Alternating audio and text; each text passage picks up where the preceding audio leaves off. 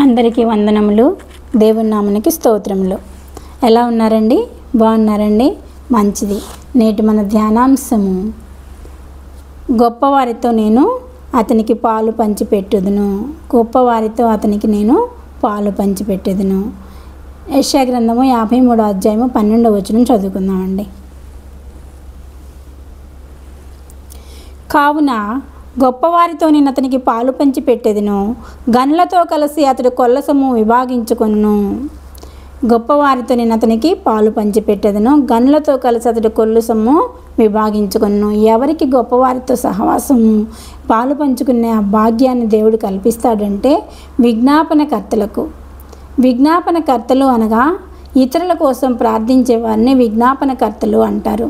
మన యేసయ్య మొట్టమొదటిగా విజ్ఞాపన చేశాడు మన కోసం. లోకంలో ఉన్న పాపులందరి కోసం తిరుగుబాటు చేసిన వారిని గూర్చి విజ్ఞాపన చేసెను.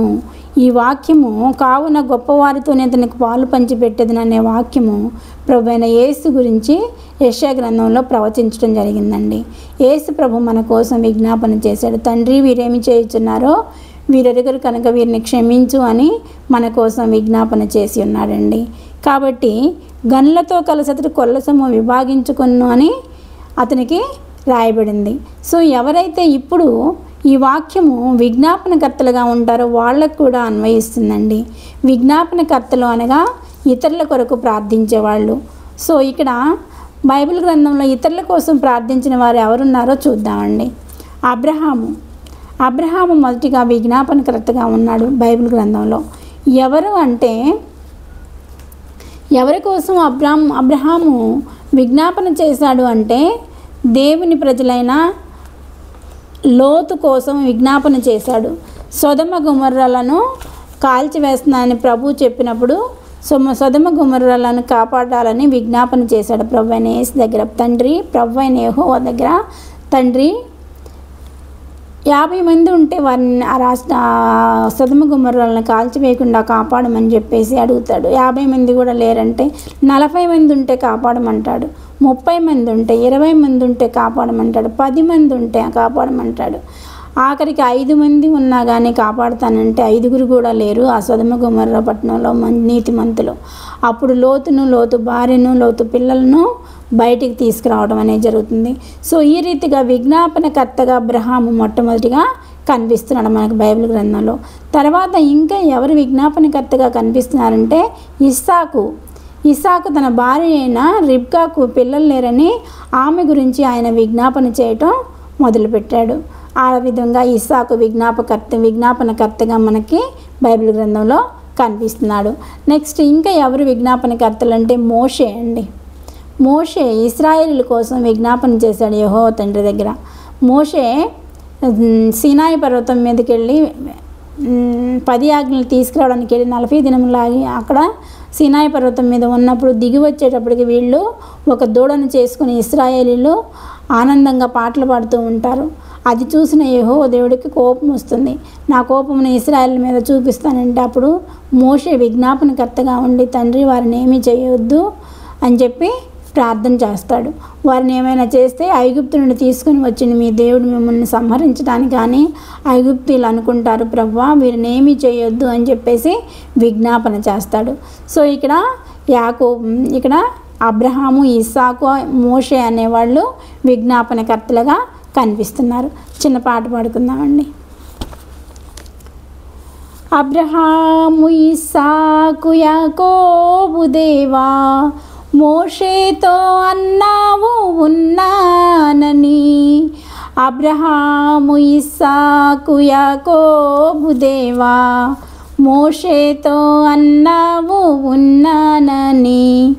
అల్పయు నీవే ఒమేగయును, ఆద్యంతరహితుండ నీవేయని. అల్పయు నీవే ఒమేగయును, ఆద్యంతరహితుండ నీవేయని. ఘనత మహిమా నీకేయని. హల్లెలూయా గానము చేసేదను. ఘనత మహిమా నీకేయని. హల్లెలూయా గానము చేసేదను. ఆరాధనాలందుకో, ఆరాధనాందుకో. పాపక్షమాపణ జీవామునిచ్చిన కరుణామయ అందుకో, ఆరాధన అందుకో, ఆరాధన అందుకో. ఈ రీతిగా అబ్రహాము, ఇస్సాకు, మోషే అనేవారు విజ్ఞాపనకర్తలుగా నిలిచి ఉన్నారు. ఈ రోజుల్లో కూడా మనం కూడా విజ్ఞాపనకర్తలుగా ఉండొచ్చండి. ఎలా ఉండొచ్చు మనం విజ్ఞాపనకర్తలుగా అంటే, ఇతరుల కోసం, నీ పిల్లల కోసం, నీ భర్త కోసం, నీ భార్య కోసం, ఇంకా నీ తోబుట్టువుల కోసం, సహోదరుల కోసం, ఇతరుల కోసం, ఎవరి కోసమైనా సరే, సంఘంలో, సొసైటీలో ఉన్న, సమాజంలో ఉన్న మనుషుల రక్షణ కోసం విజ్ఞాపనకర్తగా, వారి అవసరాల కోసం మనం ప్రార్థించినట్లయితే మనము విజ్ఞాపనకర్తలుగా ఉంటాము. ఎవరైతే విజ్ఞాపనకర్తలుగా ఉంటారో వారికి గొప్పవారితో నేను అతనికి పాలు పంచిపెట్టుదును, గనులతో కలిసి అతడు కొల్ల సొమ్ము విభాగించుకొనును అని దేవుడు చెప్తున్నాడండి. గొప్పవారితో పాలు పంచుకోవాలని ఎవరికైనా ఆశ ఉంటుంది కదండి. కాబట్టి ఆశ తీరాలంటే మనం ఏం చేయాలి? విజ్ఞాపనకర్తలుగా మారాలి. విజ్ఞాపనకర్తలుగా మారినప్పుడు దేవుని యొక్క క్యాబినెట్లో మనం సభ్యులుగా ఉంటామండి. దేవునికి ఒక క్యాబినెట్ ఉంటుందండి. ఆ క్యాబినెట్లో సభ్యులుగా ఎవరు ఉంటారంటే విజ్ఞాపనకర్తలు ఉంటారు. ఈ విజ్ఞాపనకర్తలకు ముందుగా ఏం జరగబోతుందో తెలుస్తుంది. అది కీడైనా మేలైనా తెలియజేస్తాడు దేవుడు. సో వారు తెలియజేసినప్పుడు అది మేలు అయితే జరగమని ప్రార్థిస్తారు, లేదు కీడైతే ప్రభువా నీ చిత్తమైతే ఈ కీడును తొలగించి మేలుగా మార్చు అని విజ్ఞాపనకర్తలు మార్చడానికి ప్రార్థిస్తారండి. కాబట్టి మనమందరం కూడా విజ్ఞాపనకర్తలుగా మారాలని, ఇతరుల కోసం ప్రార్థించి, ఇతరుల రక్షణ కోసం మనం ప్రార్థించి, ప్రభు అయిన యేసుకి లాగా మనం కూడా విజ్ఞాపనకర్తలుగా ఉండాలని కోరుకుంటూ ఈ చిన్న వాక్యాన్ని ముగిస్తున్నాను. నా వాక్యం ప్రతిరోజు వినాలి అనుకుంటే సబ్స్క్రైబ్ చేసుకోనండి. అంతేకాదు షేర్ కూడా చేయండి. ఓకేనా? సరే, చిన్న ప్రార్థన చేసుకుందామండి.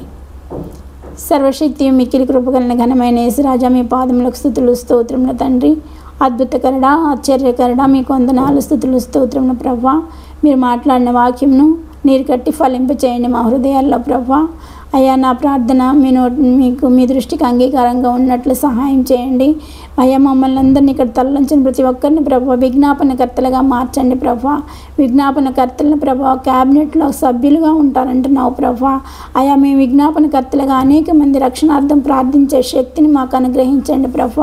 మీ కృప మాకు తోడుగా ఉంచి మమ్మల్ని విజ్ఞాపనకర్తలుగా మార్చమని, అనేక మందిని మీ దగ్గరికి రక్షణ మార్గంలోకి నడిపించే భాగ్యం మాకు అనుగ్రహించమని మా ప్రభును ప్రియకుమారుడైన యేసుక్రీస్తు నామమున అడుగుచున్నాను తండ్రి. ఆమెన్.